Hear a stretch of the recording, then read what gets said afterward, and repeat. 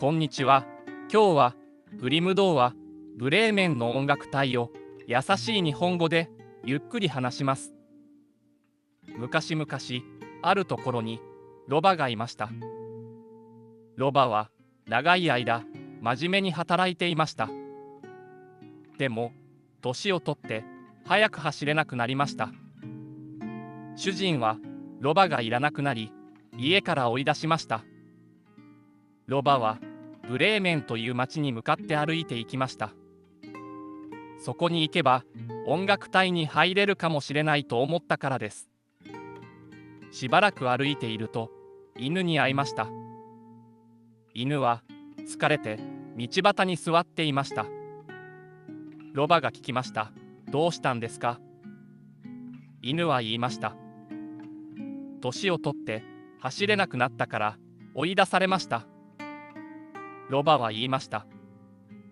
一緒にブレーメンへ行って音楽隊に入りましょう。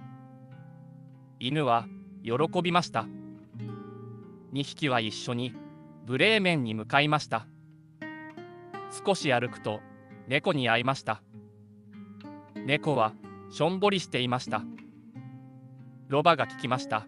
どうしたんですか？猫は言いました。年をとってネズミが取れなくなったんです。ロバは言いました。一緒にブレーメンへ行きましょう。猫も仲間になりました。さらに歩くと鶏に会いました。鶏は大きな声で叫んでいました。ロバが聞きました。どうしたんですか？鶏は言いました。もう卵を産めないから食べられてしまうんです。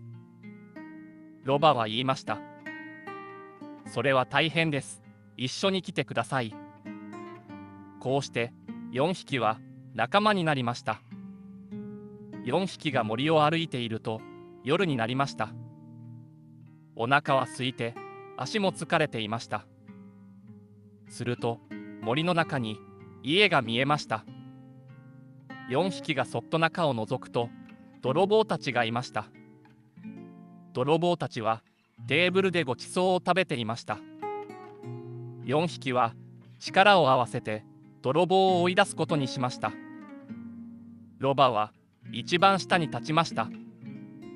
その上に犬が乗りました。その上に猫が乗りました。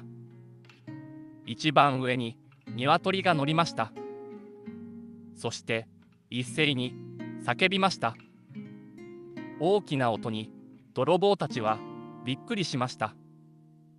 お化けが出たと思い逃げていきました。4匹は家に入りました。ごちそうを食べて暖かい部屋で休みました。しばらくすると泥棒がまたやってきました。泥棒はそっと家に近づき窓から中を覗きました。4匹は大きな声を出して泥棒を驚かしました。泥棒は怖くなって逃げていきました。そしてもう二度と現れませんでした。4匹はこの家がとても気に入りました。ブレーメンには行かないことにしました。そしていつまでも仲良く暮らしました。これがブレーメンの音楽隊のお話です。優しい日本語でゆっくり話しました。